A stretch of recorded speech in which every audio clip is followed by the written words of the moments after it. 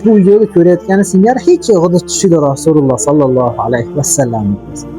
Rasululloh sallallohu alayhi vasallamning shafaati ila jannat.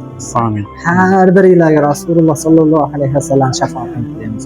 Do'stim qarang, shunaqangi narsani hozir sizlarga gapiraman, qalbingizlarda o'rtantirib yuboradi inshaalloh. Mana hozir bir ziyoratchimiz bilan Baytullohda o'tiribmiz. Qarang, qaysi davlat fuqarosiz? Tojikiston. Tojikiston pasportisiz. Ha. Tojikiston pasporti o'laroq Makkaga keldi, labbayk Allohumma labbayk, islomlarda va amallarini qildi. Birinchi ko'rganingizdek Baytullohni ko'rasiz, qanaqa hayajon bo'ladi?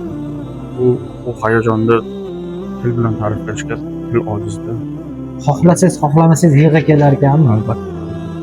Inson, ayniqsa erkak kishilar ancha-muncha joyda yig'lolmaymiz. Ana shu Baytullohni ko'rgandagi bu hayajon shunaqangi bo'ladi, buni tasvirlashda umuman iloji yo'q. Yerga kelmagan odam bu narsani tuymaydi, his qilmaydi-da. Agarda siz ham shu hayajonni his qilmoqchi bo'lsangiz, Ramazon oyidagi reysimizga sizlarni taklif qilamiz. Bir oylik reysda mazza qilib Allohning baytida ibodatlarni qilsangiz bo'ladi. O'zbekiston, Qirg'iziston, Tojikiston fuqarosi bo'lishingizdan qat'iy nazar Rossiyadan turib kelsangiz bo'ladi, O'zbekistondan turib kelsangiz bo'ladi.